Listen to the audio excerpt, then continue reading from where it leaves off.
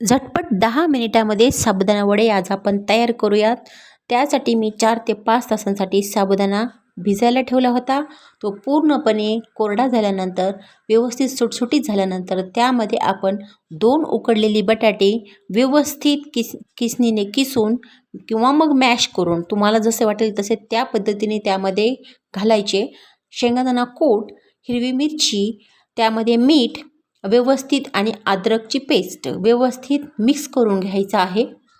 आणि एकजीव व्यवस्थित झाल्यानंतर छोट्या छोट्या आकाराचे जसे आपण आप्पे बनवतो त्या पद्धतीने छोट्या छोट्या आकारामध्ये व्यवस्थित साबुदाणा वडे बनवायचे आहेत। आणि थोडं थोडं ऑइल टाकून आपण बघत आहोत आप्पे पात्रामध्येच आपल्याला साबुदाणा वडे बनवायचे आहेत, जेणेकरून आपल्याला ऑइल हे एकदम कमी लागेल आणि पोटामध्येही ती कमी जाईल। कारण ऑइली साबुदाणा वडे खाल्ल्यानंतर तोंडही कसं तरी पडतं। तर पहा, तुम्ही या पद्धतीने जर साबुदाणा वडे बनवले तर खातच राहाल। खूप व्यवस्थित आणि टेस्टी होतात, कुरकुरीतही होतात आणि आतमध्ये आप्पे ज्या पद्धतीने सॉफ्ट होतात त्या पद्धतीने आतपर्यंत शिजतात पण। 1 मिनिट झाकून ठेवायचे। 1 मिनिटानंतर उघडून व्यवस्थित पलटून घ्यायचे। परत अजून 1 मिनिट झाकून ठेवायचे, परत पलटून घ्यायचे। 2 मिनिटामध्ये एक पात्र रेडी होतं आहे। तर तुम्हाला 3 ते 4 पात्र जर केले, 3 पात्र त्याच्यामध्ये 2 ते 3 माणसं भरपूर साबुदाणा वडे खाऊन निघतात आणि या पद्धतीने पटकनही होतात।